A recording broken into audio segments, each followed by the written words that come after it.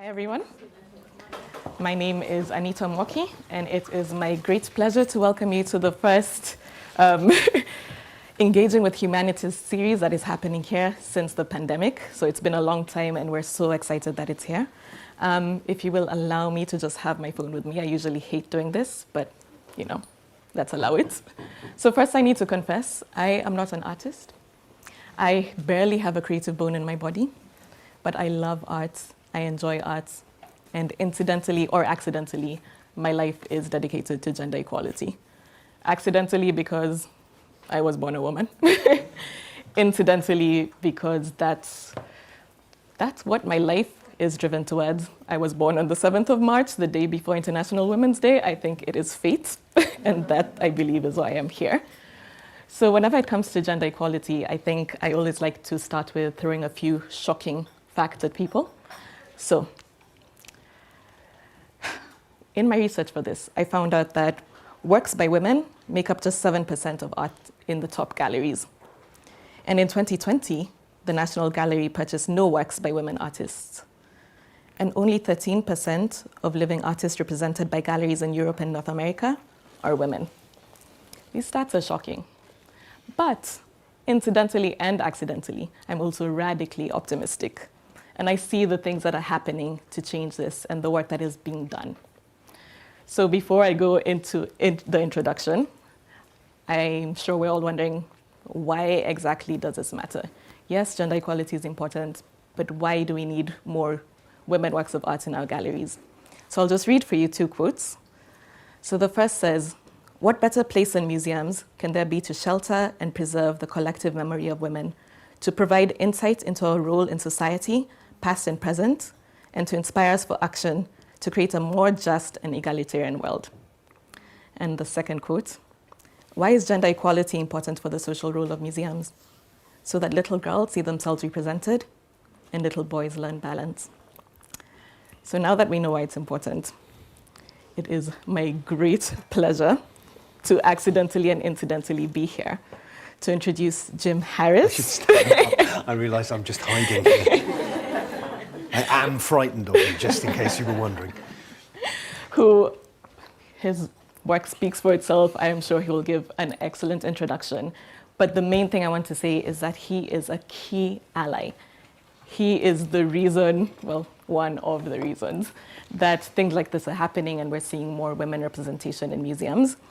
He will speak to us about the Italian painter Artemisia Gentileschi. Thank you. I'm sure I mispronounced it, but he'll do a better job, and other exciting works that are happening in the Ashmolean Museum.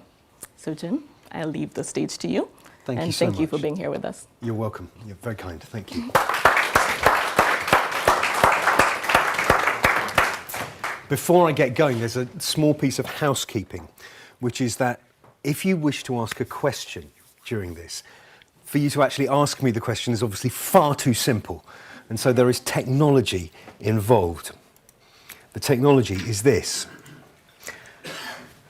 That QR code will connect you to a kind of hive mind, which will then enable you to ask a question by means of your device. I will say to you, take a picture of the QR code now, because it's going to go away then until the end of the talk. It's really going to go away so that these people can have these slides over there as well, because that seems fair. As soon as you're done, say, "Yes, I'm done."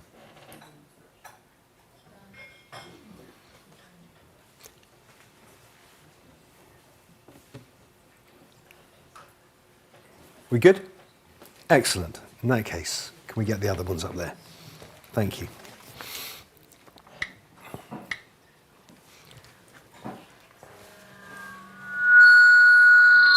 As if by... That wasn't me. As if by magic, thank you. Oh, that's a bit much. There we go. That's better. As if by magic. Thank you, Anita, for your kind introduction. It is a great pleasure to be here, particularly since I've not been here for some years because engaging with the humanities has not been here for some years. However, it has been my pleasure in the past to come and speak about what I do at the Ashmolean, what the Ashmolean does. And so I'm delighted to be picking up that thread again with you, and thank you all for coming. My role at the Ashmolean is to be the teaching curator, which is a strange and anomalous role because I'm not a curator in any conventional sense. I am a teacher. My job title encompasses the idea that I work between the university and the museum to think about the ways in which our collections can inform the curriculum of the university across a wide disciplinary span. So I work with colleagues from the English faculty and from neuroscience. I work with colleagues from here at the business school and medieval Italian. Whoever wants to come and use the collections in their own undergraduate and graduate teaching, I will try to work with. My default answer to anybody who says, is there something we could do, is yes, which is a problem because that's why I'm here again. My default answer is, generally speaking, yes. So, what are we going to talk about today?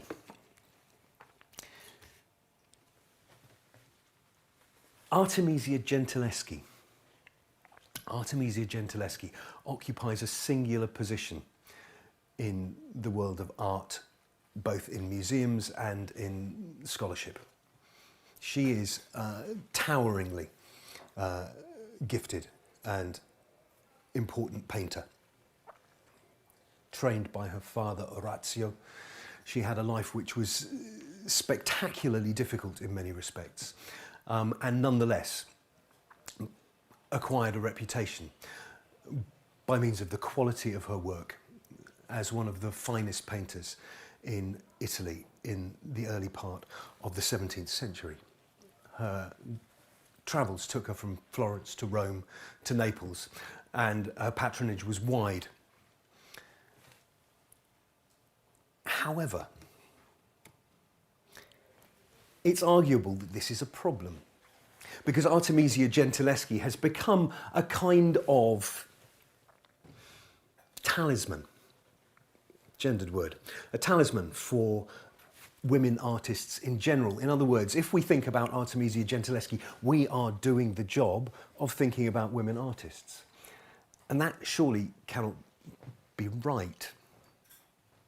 I will say, as I start to talk about this, as I start to talk about Artemisia and other women artists, I'm not unalive to the irony that it's me here doing this and not a woman, particularly given that we are here to celebrate International Women's Day.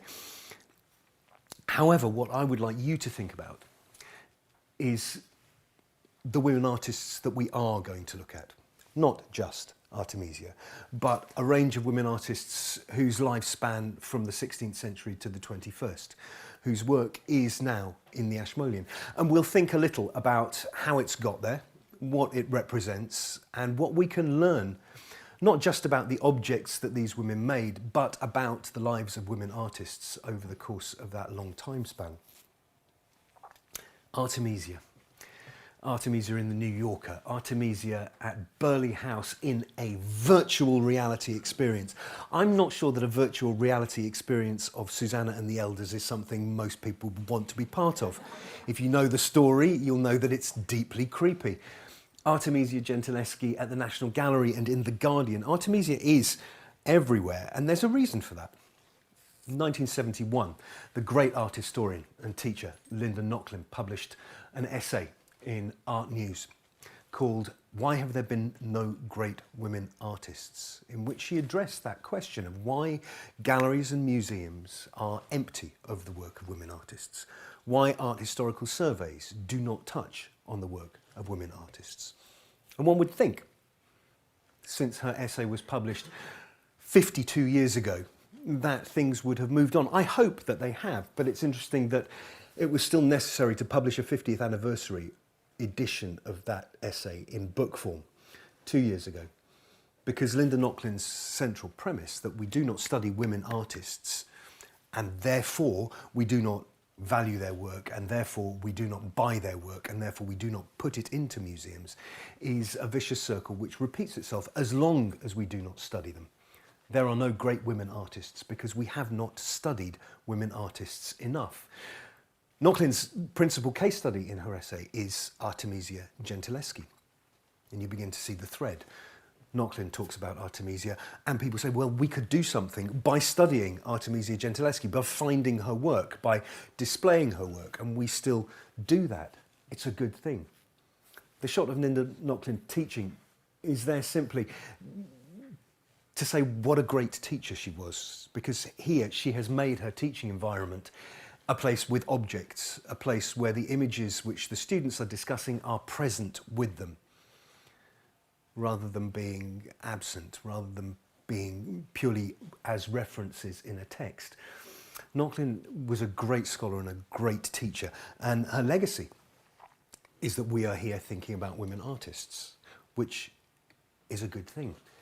Here are some women artists, though, and I want you to look at this slide, and I want you to answer me truthfully. Is anybody familiar with 10 of these women artists?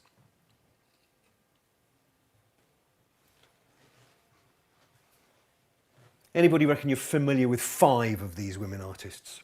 5, yes, I think we could do 5. I think we probably know something about Barbara Hepworth, possibly something about Gwen John, possibly something about Rosa Bonheur, yeah, maybe Natalia Goncharova. Am I in the right ballpark? Yeah, there are women artists that we know of, but there are 20-odd women artists on this slide, and most of them we do not know about. And yet all of these women have work in the Ashmolean Museum. Not all of it is on display. Some of it is works on paper, which we keep separate, but which are nonetheless accessible as part of our public collections for you to look at should you wish. These then are the women artists I want to talk about today. I should add a disclaimer at this point. You will notice from the names of these artists that they all operate within broadly the Western tradition. I am not going to attempt to deal with the full breadth of our collections today. Our Eastern art collections encompassing China and Japan, Korea, South Asia, India, Indochina. Our ancient collections, these are not things I'm going to speak about today, partly because it would take too long. And the reason it would take too long is because there is more good news in those parts of our collection. And so I want to think about this as good news, that these women who we don't know are nonetheless present amongst us, their work being studied, their work being displayed, and their work accessible to you. As we go through, you might want to just take a note of the accession number for each image that I show you. That is to say, the number which we as a museum use to record that object in our collections. The first part of the accession number will tell you the department that the object belongs to, and these will all be Western Art, WA. The next part of the number is a year. That's the bit I want you to take note of. So we can think about when these things come to us, how they come to us, why they come to us. Artemisia Gentileschi wrote to Don Antonio Ruffo, a Sicilian nobleman who was one of her principal patrons and correspondents towards the end of her career. And in her letter, she wrote,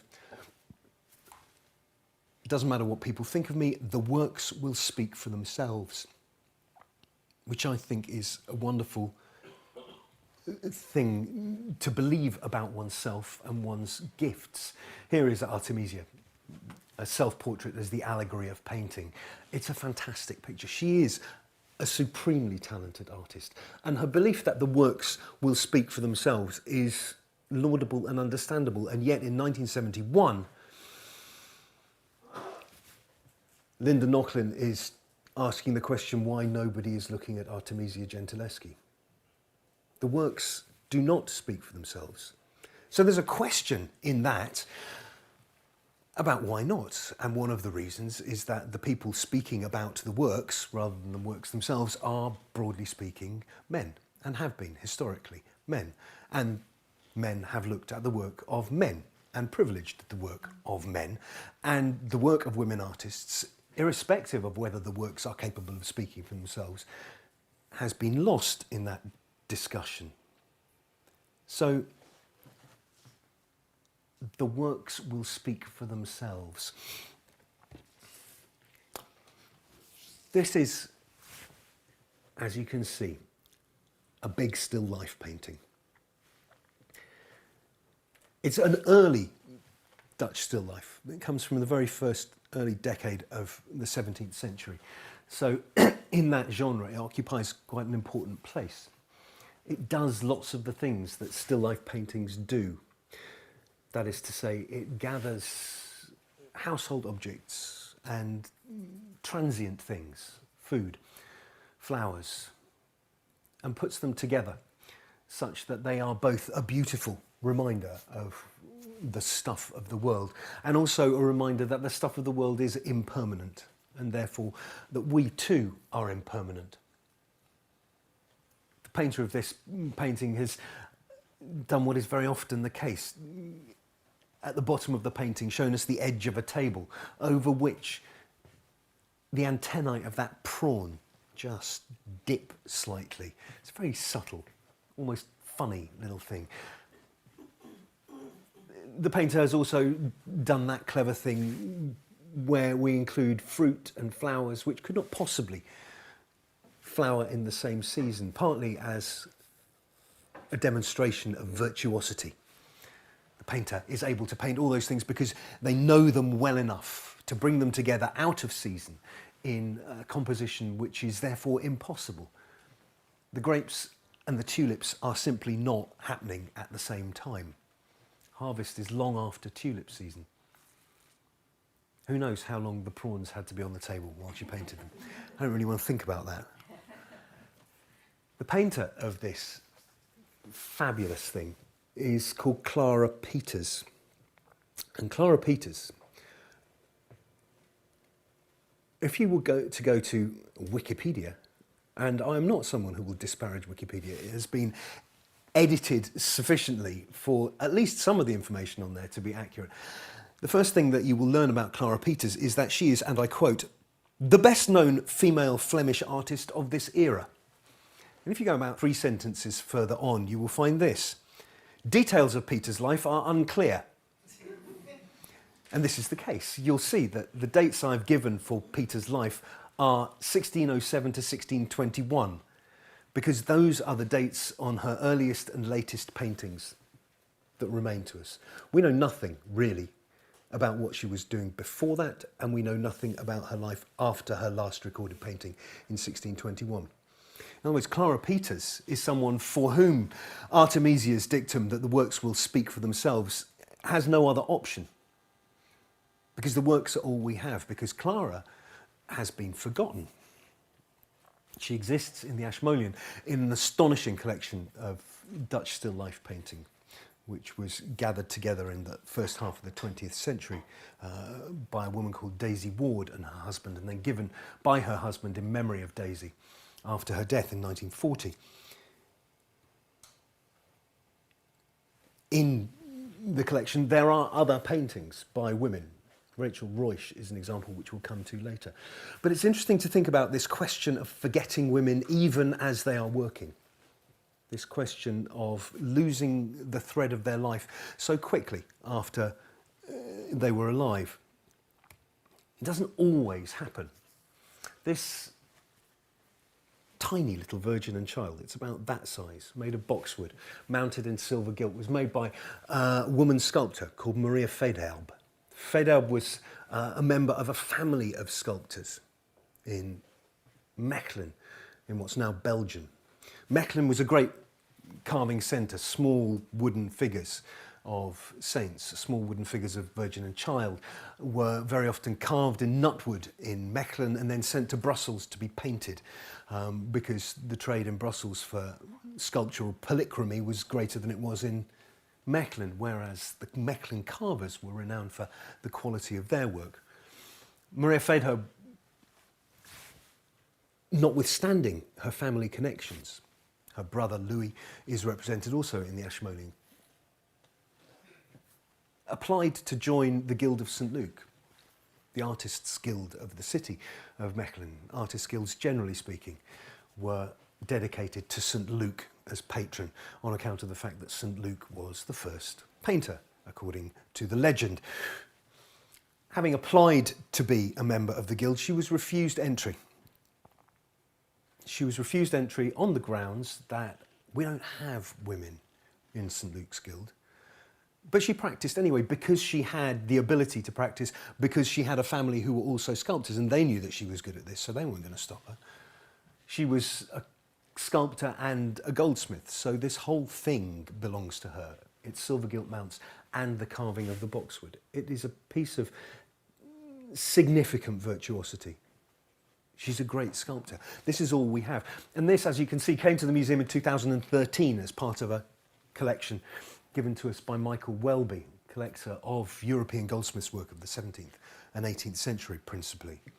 Maria Faidherbe, unknown, denied entry to the guild in her lifetime, sustained by her family's capacity to sustain her.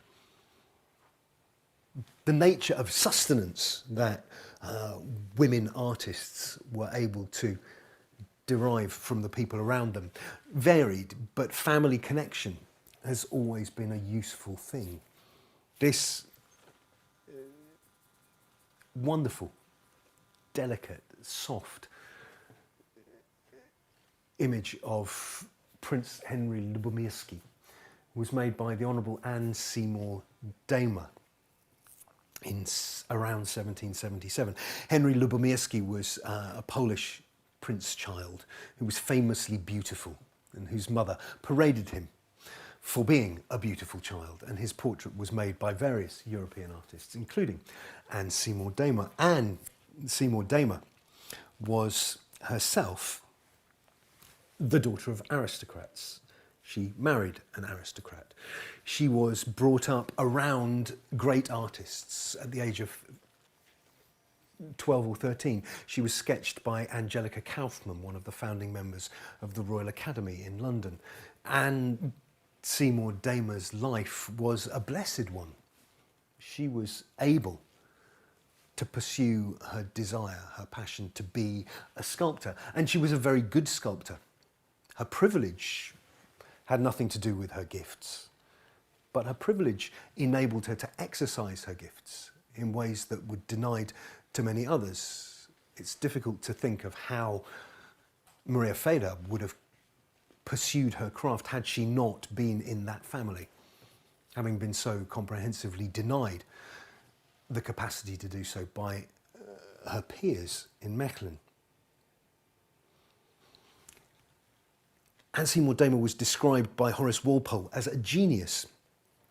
She was trained in Italy by Giuseppe Ceracchi, and she exhibited regularly at the Royal Academy. In other words, every door that she pushed was open to her. But she was the daughter or the granddaughter of the Duke of Argyll, and that does make a difference. There are other artists whose family have enabled some part of their career. And I say this not to disparage that. The fact that their families did encourage them is a wonderful thing. And it reminds us that those networks in which we operate, and which we very often, particularly perhaps in the business school here, think of as purely part of our professional lives, also encompass those other personal parts of our lives. And the way in which we work together, I think, in our families very often reflects the way in which we might be expected to work in our external lives. Rosa Bonheur, who was one of the most significant artists in 19th century France, has had her reputation squeezed over time. That is to say, from being one of the most significant artists in 19th century France, she gradually became one of the most significant animal artists in 19th century France. And you see what they've done there. By saying animal artist, we immediately diminish and reduce her gifts and her capacity. Actually, Rosa Bonheur could do more or less anything, but she liked painting animals and she liked making sculptures of animals. And she was commissioned by the French government to make sculpture and painting of animals on a colossal scale because they recognised her gifts. Rosa Bonheur was a bad girl. She was expelled repeatedly from school until finally her father, who was also a painter, agreed that she should no longer go to school but instead be trained by him as a painter. And once she was in training, along with other members of her family, because they were all artists, it became clear that her gifts surpassed those of her father and any of her brothers. Did any of you see that television series, The Queen's Gambit, about chess? Yeah? It's very good. I'm just catching up with it now. In the episode of The Queen's Gambit where the chess player is finally adopted out of the Methuen home, she arrives in the house of a suburban American couple in Lexington, Kentucky in about 1960. And the first thing that the mother of the house says to her as she walks into the house and stands awkwardly in the sitting room is, these are Rosa Bonheur prints. They're not originals, of course. And it just gives a sense of the fact that there was a moment when Rosa Bonheur, even in the relatively recent past, well, 65 years ago, even in the relatively recent past, still had a reputation that would put her on the wall of a suburban living room in Lexington, Kentucky. But reputation is sustained by sustained interest, and galleries and museums have not provided that until very recently, when Rosa Bonheur has had a moment, and finally a major retrospective last year of her work at the Musée d'Orsay in Paris. This is what's required. This is what Linda Nochlin was talking about.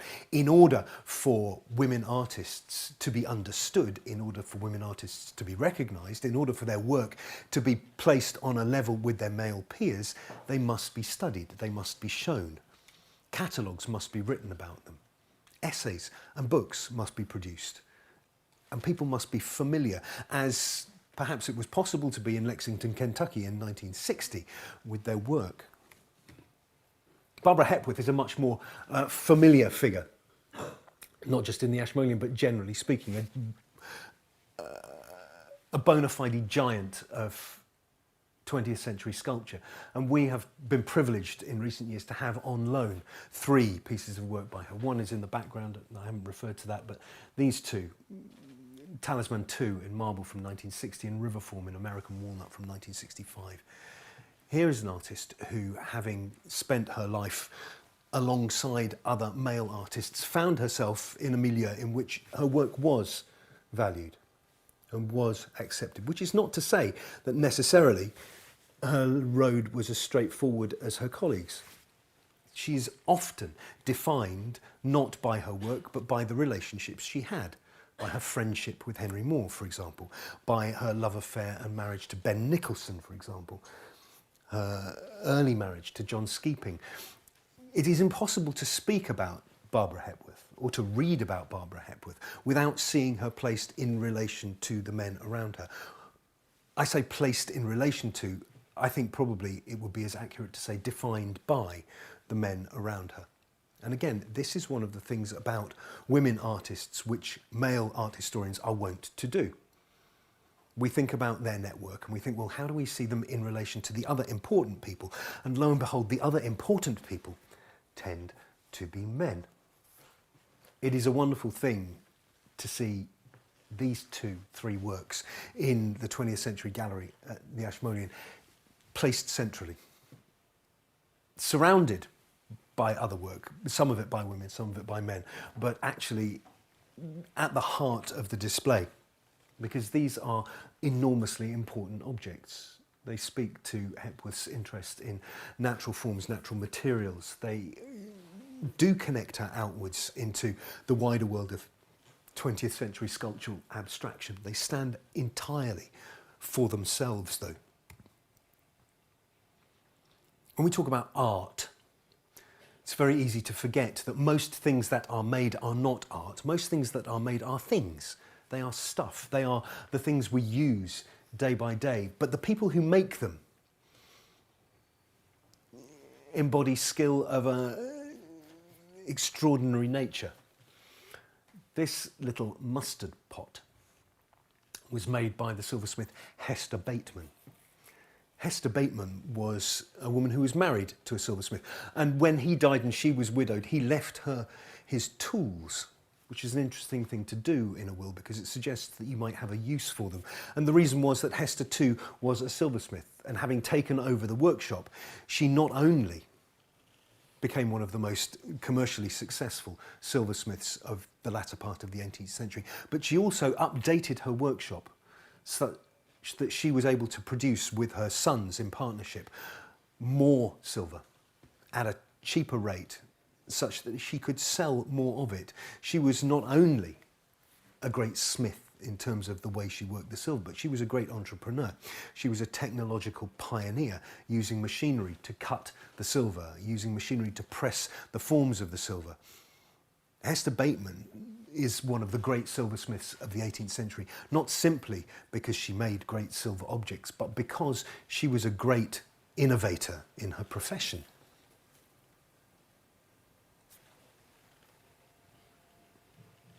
Here's Rachel Ruysch, another of the still life painters represented in the Daisy Ward collection. Rachel Ruysch was born in the 1660s in The Hague. Her father was a scientist and her mother was the daughter of an architect. And between them, they saw fit to recognise that their daughter was gifted and talented. She was apprenticed at the age of 15 to another significant painter, William van Elst. And by the age of 18, she was selling work under her own name, no longer as part of Elst's workshop, but because of her own singular reputation.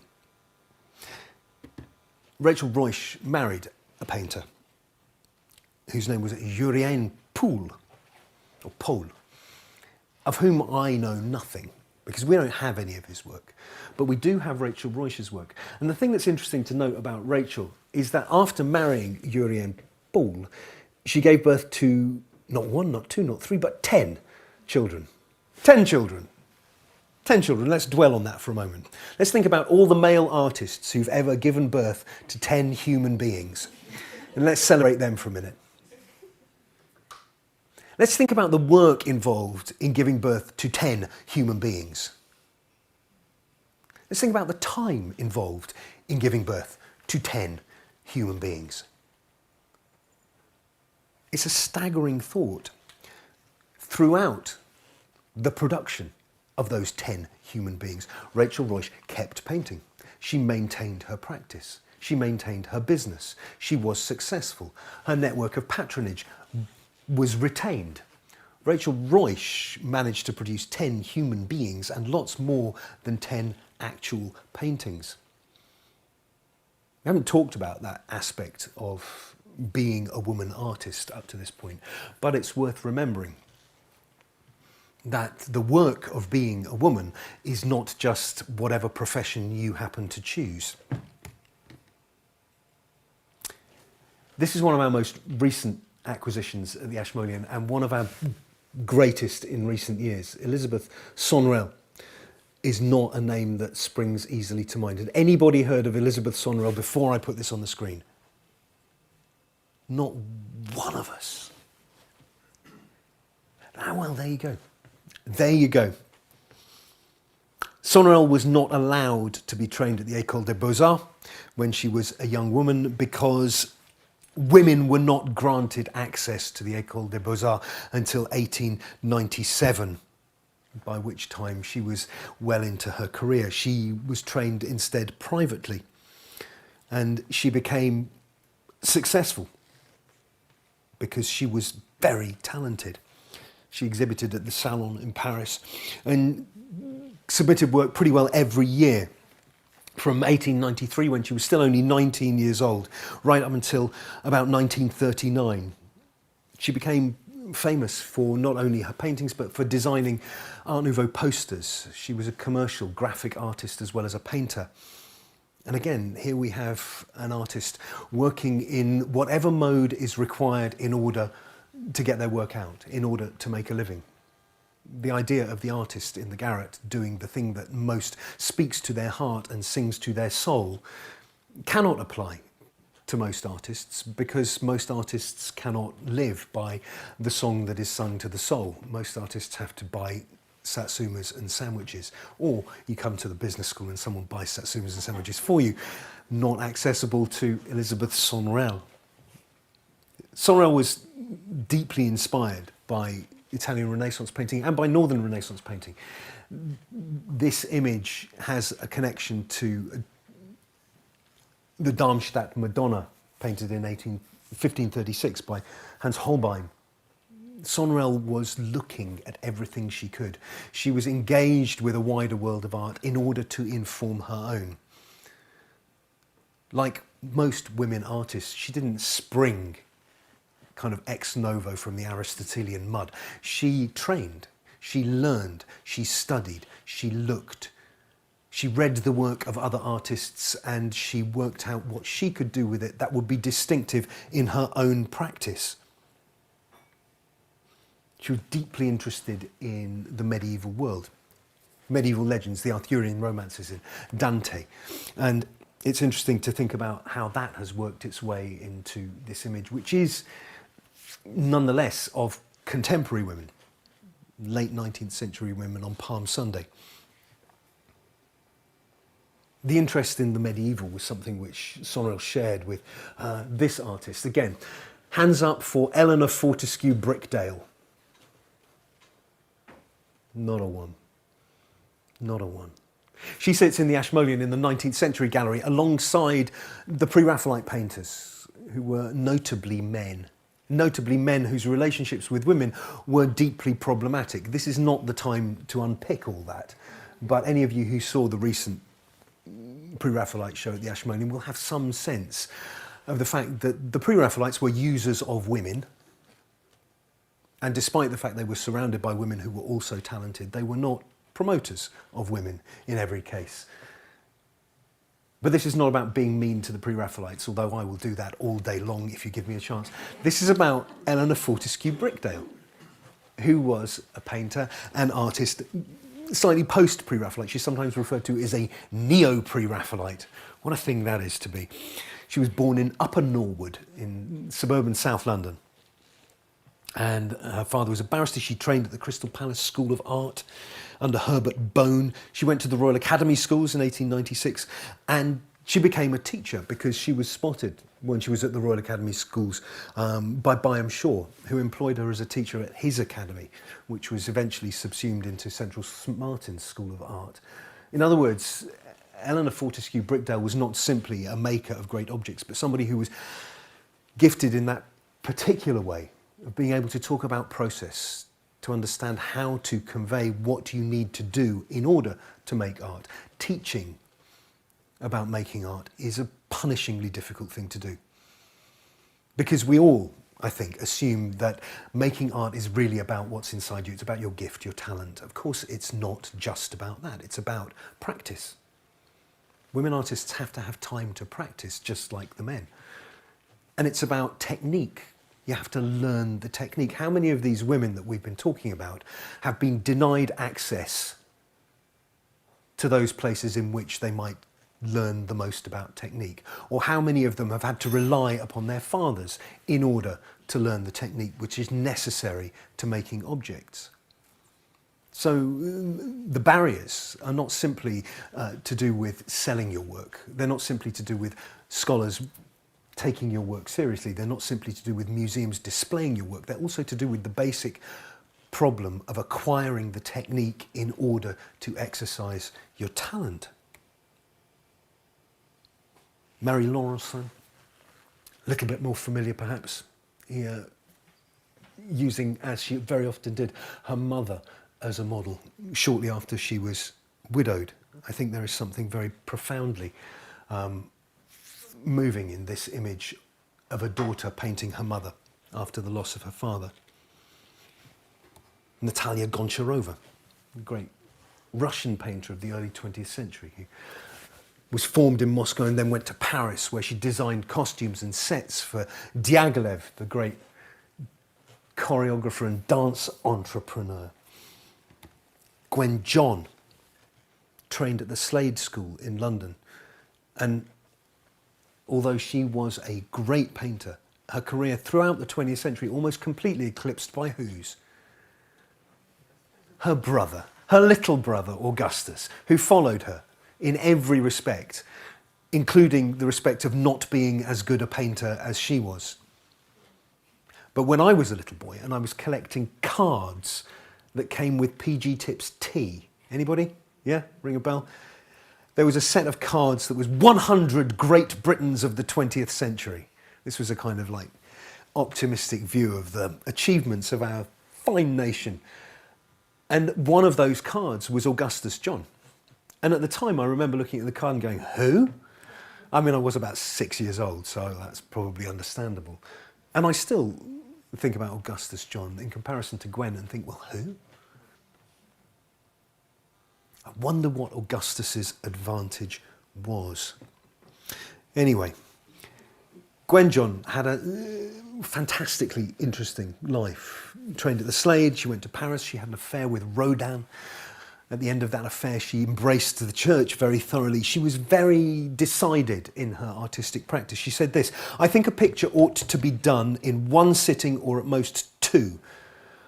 For that, one must paint a lot of canvases and probably waste them." In other words, here was somebody who was committed to a very particular kind of practice. Not the repeated going back and back and back, but trying to capture the thing as it was at the time. And that sense of waste is interesting. How do we sustain a practice in which we are painting canvases which are going to waste? We sustain it by making that practice in some way commercial. We sustain it by patronage and by having the money to buy the canvases. Gwen John's surviving oeuvre is comparatively small. There are about 158 known oil paintings. I can't think that painting 158 oil paintings makes your oeuvre small, but apparently it does. And I wonder whether one of the reasons for that is that she was so committed to this practice of just doing it once, that there are other things out there which we will never see because she would not let us see them. She was a woman of punishingly high standards. Ethel Sands. Nope.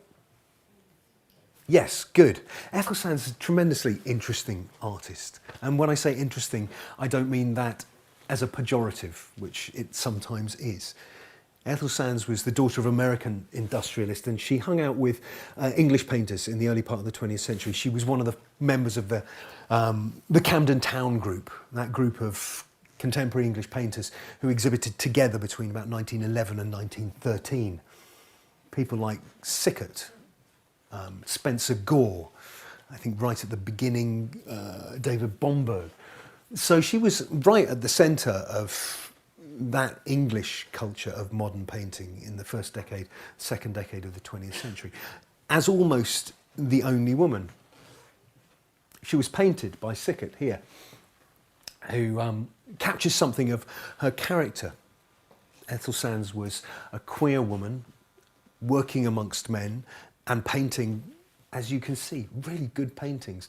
And yet we think about Spencer Gore, we think about Walter Sickert, and Ethel Sands has kind of fallen off the radar. These two paintings are on the same wall in our early 20th century English painting gallery. It's worth going to look at them.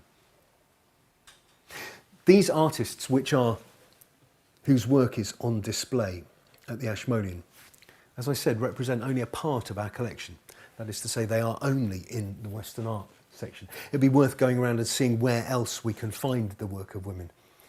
I will tell you this, that very often the places where we find the work of women in the Ashmolean is in the places where no names are attached to the objects. That is to say, they are in our textiles collection, because they are weavers and embroiderers. They are the knotters of carpets. And although these objects are of towering significance, they have no names attached to them, unless it is the name of the man who collected them and gave them to the museum. It's always worth looking at the label, not for the attribution and the date, but for the information it will tell you about how that thing got to us, when it got to us, by whom it was given. So very often the women in the museum are invisible. It's a joy to be able to think about visible women in the Ashmolean today. And the way in which we're thinking about women artists in a continuing way is in partnership with the Terra Foundation, the Terra Foundation for American Art, which was established by Daniel Terra. I always thought that the Terra Foundation must be kind of about the earth, or it must be an acronym. But no, there's actually a guy called Daniel Terra. And he was a great collector of American art and placed his collection into trust, into a foundation, along with a chunk of his undoubtedly gigantic fortune. in order that it might be used to promote and study American art. The Terra has most of its collection now in Paris. There is some in the States, but the foundation exists to promote American art on a continuing basis. The university has hosted for the last 5 or 6 years a Terra visiting professor in American art every year. This year it's Professor Chris Reed from Penn State University, who's a scholar of English literature of the 20th century and a queer studies scholar and a student of Japonisme. And I've been working with him this last few months to think about some of the things which have come to us via Terra. Terra had the wonderful idea that they should lend some of their collections to various institutions, and so our development department and they got together and they said, we will lend you some works on paper. What would you like? And so I had the privilege of sitting down with their catalogue and with our catalogue and saying, well, we've got these things. It would be interesting to have these things from Terra. So they have lent us 37 American works on paper of the 19th and 20th century in order that they might complement the works we already hold.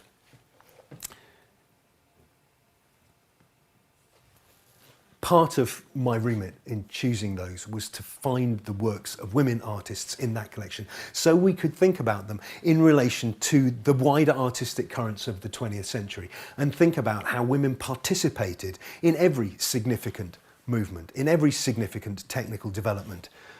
When we're thinking about printmaking in America and by Americans, Mary Cassatt is unavoidable, and rightly so. She was a print technician of staggering ingenuity and quality. Her capacity in etching dry point aquatint was unsurpassed, and these two prints represent a kind of pinnacle of technique in that area. It's been said that they stand as her most original contribution, adding a new chapter to the history of graphic arts. Technically, as colour prints, they have never been surpassed. And if you see them up close, then you can see why, because she embodies the capacity of print to embrace something of drawing, something of painting, and yet be neither, be something entirely itself. Mary Cassatt was deeply impressed by and influenced by the work of Japanese printmakers of the 19th century, which you can see in both the design and the format of these two prints. So Mary Cassatt has come to us in some of her most significant work. Another artist who was deeply engaged with Japanese art was Bertha Lum. Everyone's heard of Mary Cassatt, yes? Hands up for Mary Cassatt. Yes, Bertha Lum. And yet, look at that thing. Look at that thing. Bertha Lum first went to Japan in 1907 on her honeymoon. And while she was there, she sought out makers of woodblock prints. She went back, in 1903.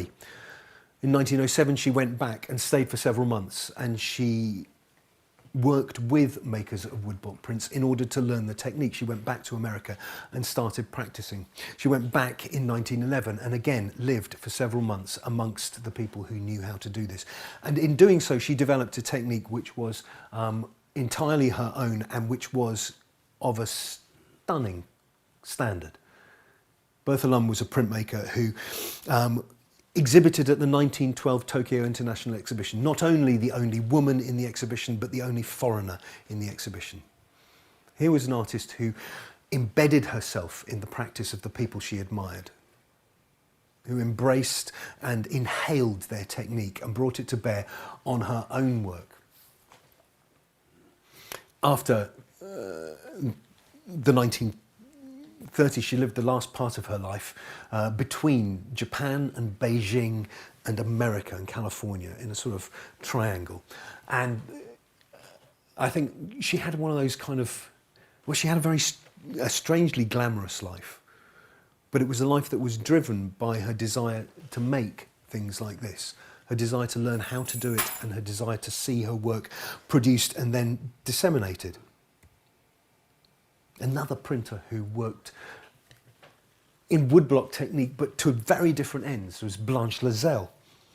She founded her own art school in Morgantown, West Virginia.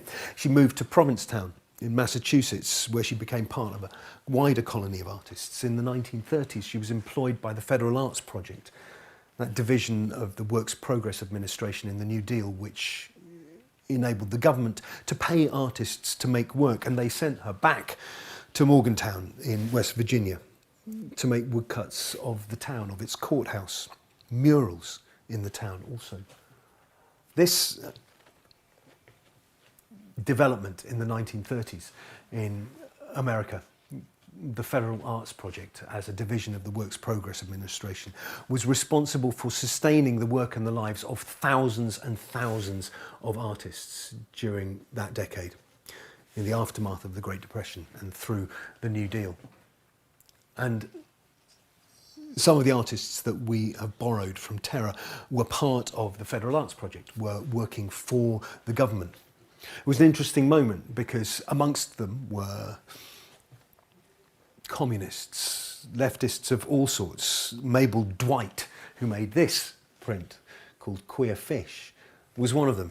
She was on the left of US politics and worked actively in US politics through the 20s and 30s. She made work for the Federal Arts Project, and she was famous as a satirizer of American bourgeois life. So one way of looking at this image is to think about this, because this is where the gag is. Here's a hilarious fish, and here's a hilarious fat man looking at the hilarious fish, and that is hilarious. However, you look at this side, and you think about how she composes these three figures and the ray above them in the tank, the way she uses line and curve, the way she knits those three figures together, and you can see that here is an artist of deep sensitivities, masquerading as a cartoonist. Mabel Dwight, of the left, employed by the government. Kyra Markham, a member of the 14th Street School, one of those artists who hung around Union Square in Lower Manhattan, and an artist who captured something of the nightlife of New York in the 1930s, again, at the behest of the Federal Arts Project. Here was finally some kind of substantial institutional, governmental funding, which was making its way into the hands not just of the same men as ever, but also into the hands of women artists, which means that their work is now accessible to us. Kyra Markham's nightclub here, Kyra Markham's Bleecker Street fire hydrant. This was her most successful and popular print. And you can see why. It's fun. Here are some kids playing in the street in a fire hydrant at night. What's not to love? Kyra Markham,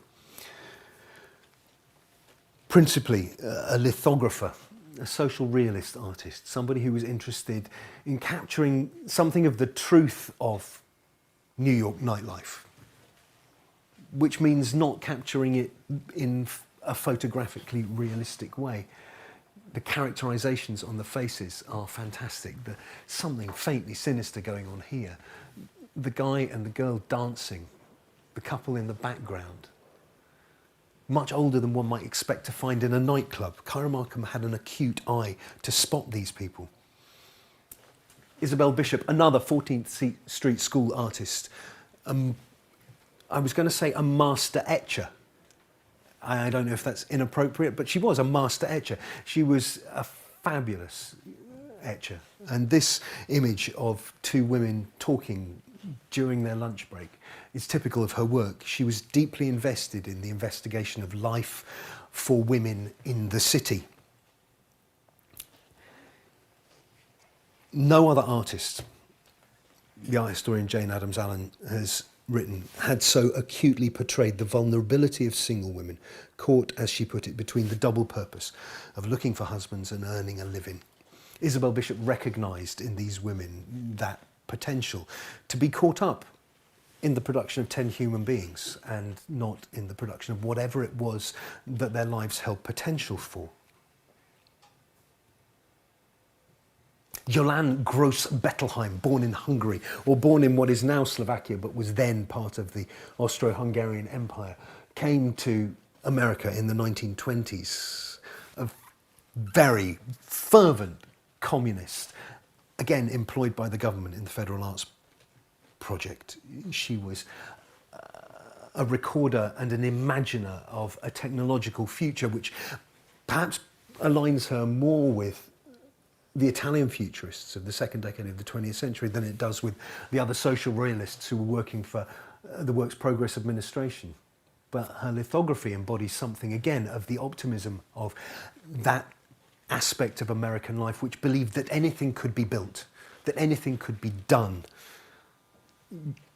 Jolande Gross-Bettelheim made her way back to Hungary in the 1950s and ended her life slightly in recluse. She went back to Hungary at the time of the Soviet invasion as a supporter of the Soviet invasion, which made her very unpopular with other Hungarians. So I don't think she had an easy time of it following her convictions. Shelley Terman Canton, another artist, lost to us, a magazine illustrator, brilliant lino cutter. This is a lino cut. And again, we can see something here of an artist who is looking out into the world and finding both a technique and a style and a way of expressing something which she can draw into her own practice and make her own.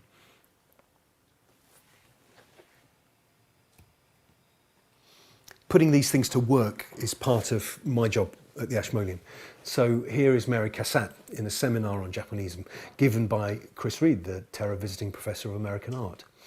This is in our Eastern Art study room, and all those other prints in the background are Japanese prints which we set alongside some of the Terra prints. Here in the same room is that print, Frost, by Bertha Lum, being used in a seminar on translation by the university's translator in residence, Polly Barton, to an audience of doctoral students and master's students. Here is a class that I was teaching earlier this term, first year undergraduates in English, thinking about the fractured nature of modernism, the reasons why modernism cannot be defined by a single style, either in literature or in the visual arts. And here we are looking at some of the Terra prints. Students confronted by images and objects as opposed to texts are enlivened in ways that the text will never enliven them. But more importantly than that, because I'm not here to proselytise for art history as a discipline or to steal students from other colleagues, more importantly, it will send them back to the text thinking differently. Because confronted by an art object, you have no choice but to examine the whole. Whereas when we come to text, we tend to skim. We go to the introduction and the footnotes in order to understand the body. Looking at a piece of art on the table in front of you, looking at an image, a print, a painting, looking at an object, there is no footnote and there is no introduction. There is simply the evidence. As tools, therefore, for thinking methodologically about how students approach evidence in their own work, images and objects are of paramount importance. I would argue that unless we have images and objects which reflect the capacity to make of every kind of person, by which I mean every kind of person, men, women, those of non-binary identification, any maker should be on the table in front of the students. The fact that so few women have been accessible to them in the Ashmolean over time makes the evidence that we are offering them incomplete.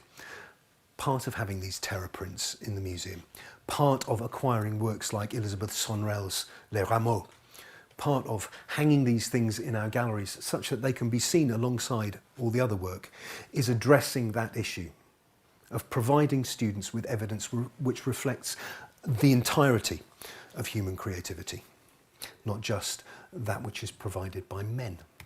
So we are studying these things. I have 2 micro-interns who are working with me this week to do some research on the Terra prints in order to build a resource for teaching A-level history in secondary schools. Those 2 undergraduates, one first year, one second year, are young women from East Anglia and from Nottingham who have leapt at the chance to look at this work and are now writing for me. I'm going to go back to the museum and find out what they've achieved this week, which I think will be great things. So we use these things for teaching, we use them for research because It is not honest of the museum to present evidence which doesn't involve the work of women artists. And the fact is, as you have seen, the work of women artists stands alongside the men in every respect, in terms of its quality and in terms of its interest, in terms of its reflection of the long history of image making in Europe and the West. So I am optimistic because I think the work is beginning to be done. And my colleagues in the Ashmolean, not just the ones now, but my predecessors, have been doing this work incrementally. I hope we will up the pace as time goes on. Thank you very much for listening.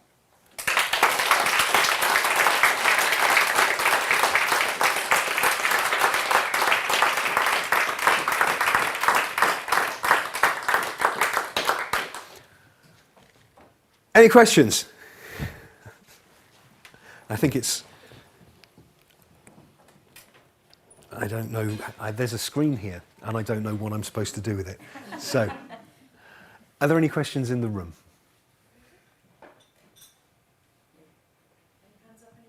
Questions are not compulsory. Yes! Questions are not compulsory, but you did have a sandwich, so come on. Go on. I wanted to ask, would the Ashmolean ever consider doing an exhibition on women's artists or things around that? I don't know, is the answer to that. What I do know is that women artists are being... there are more women artists turning up in our exhibition programme generally. Our exhibition programme is conceived 4 and 5 years ahead of time. So it's a difficult thing. It's a difficult tanker to turn in terms of responsiveness to whatever is going on. This is why I think teaching with the objects is so important, because it puts the collections to work in ways which will seed, I hope, the possibility of future exhibitions. So I am hopeful for that, but I don't know as well whether having an exhibition of women artists is not a way of ghettoising women artists and saying, well, we've done that, so we don't need to think about them seriously anymore. I think more useful and interesting is to see them in their wider milieu, in their wider context, alongside male artists, so we can see that Yolande Gross-Bettelheim is a great lithographer. You know, that Mary Cassatt is a superlative, supreme printmaker. We see those alongside other kinds of work, then I think we can understand that better. Yeah.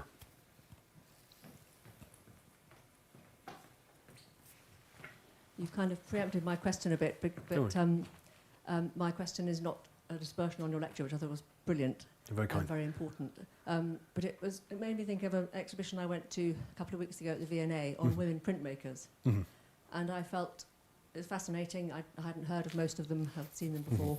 But I felt I was a little frustrated that it wasn't more of a context about printmaking with male artists. And so perhaps you could just say more about the point you've just made about, do we think it's time to move on now from talking about just women artists in lectures and in books?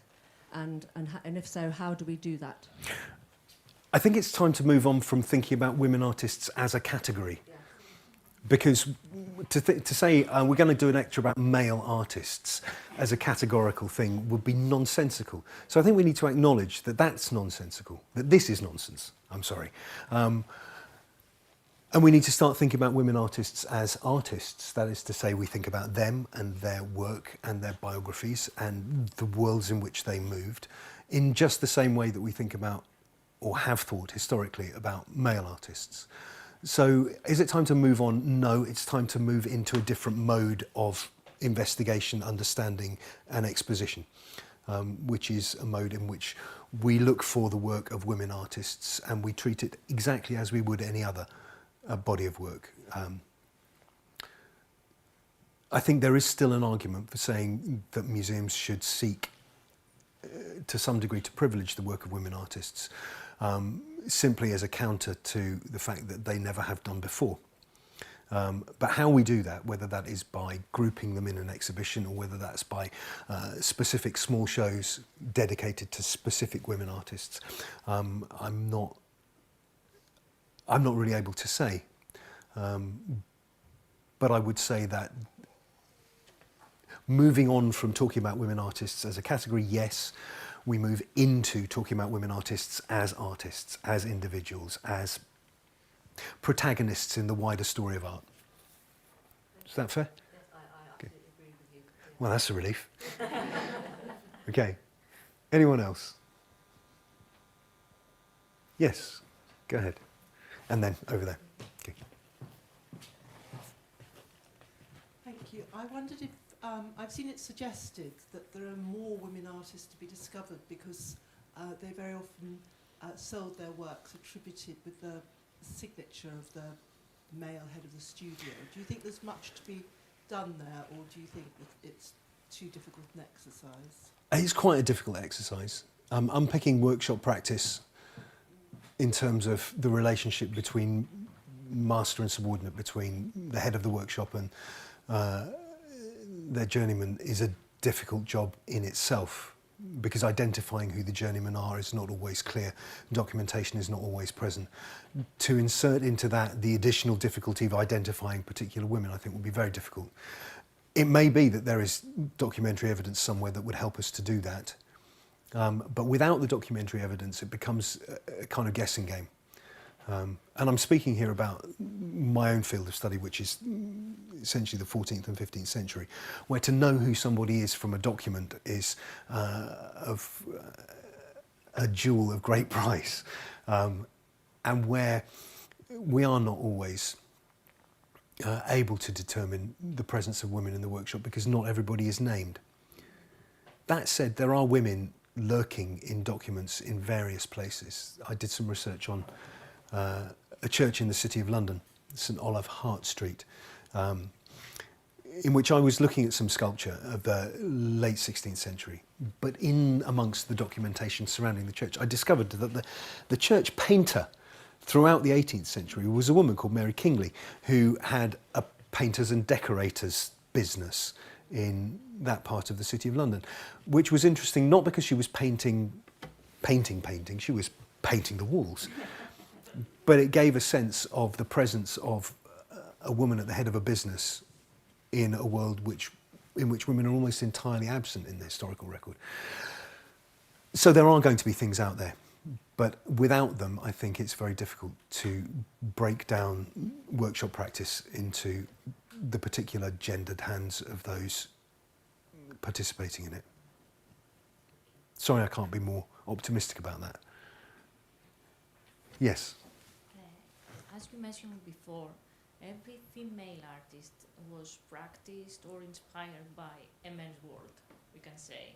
She has got a father, a husband, or even an environment. Mm-hmm. So how could be mentioned as a category that was inspired by herself? Okay, so To be mentioned or to be divided, isn't it?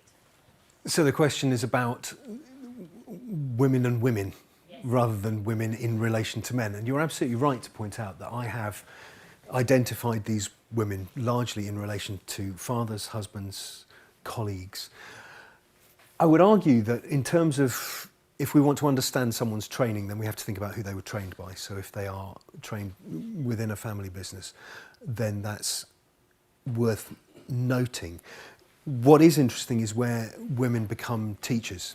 And I think there will be interesting work to do, for example, on someone like Eleanor Fortescue Brickdale, and to think about her impact as a teacher on other women artists, to think about the impact of people like Kyra Markham in the States on other women artists at that time, and to think about the relationships between the women working for the Federal Arts Project as opposed to the women simply as members or employees of the Federal Arts Project.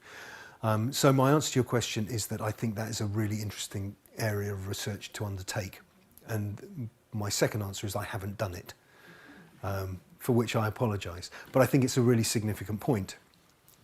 If we acknowledge these women artists and only look at them in relation to the men in their lives, then we do them a disservice, because they will all have had other women that they would have been in contact with in some way. Perhaps not in their training, but as artists speaking to other women. So I think there is research to be done there. Is it important to divide her, every woman, without living in a male environment? Is it so important to be To be a combination of... Just to be a combination with the men's world. I think it's, in any professional environment, almost inevitably the case that we will be working with people of another gender. Not so important if we work with the other gender or be inspired. It's an inspiration. Yeah, It's a continuation. it is. It is. Not so important to be divided as a gender. Maybe we should continue something that somebody else is inspired from her, from him. Yeah, I agree. I don't think it matters where one's inspiration comes from. But what I think does matter is when the work that stems from that inspiration is not taken seriously because of the person who made it. It's a different eye. Yeah, It's a different eye option. yeah, I think so. yeah. Okay, That's what. thank you. Thank you. Any more? Yes. It was relating to that. It was relating to your point about women getting inspiration from women and women in their own right. Of course, it's a lot. I believe it must be a lot to do with education. Mhm. And it was very, again, going back to the exhibition I saw at the V&A, which I recommend. It was the women in the early 20th century who had been able to go to art school that were presented externally from their husband, father, Mhm. brother. Yeah. And that obviously made a significant difference. Yeah. Because the artist you mentioned who couldn't go to the École de Beaux-Arts Yeah, Elizabeth Sonrel. and the Yeah. early 20th century women, once they had access, that meant gave them so much It did more make a change. independence. And I think that Eleanor Fortescue Brickdale being a teacher is significant in her career. And she was not the only one of these artists who taught. One thing I should say as we draw to a close is that there is research being done on all these questions that you have asked where I've said, I don't know. There are art historians out there who are doing this work. In other words, I am not articulating a neglected field, but I'm only able to speak to these things from the Ashmolean. So I am hopeful because art history as a discipline has a far more expansive remit than it ever has done in the past. And so questions of how we deal with the long history of what Linda Nochlin was worried about 52 years ago and still in many instances is the case, this is being addressed. So I want to say that in order to acknowledge the work of my peers and colleagues in institutions right around the world who are engaged with this issue in their own research and writing. And I will say that as the last thing I say. So, thank you very much for coming. It's been a pleasure.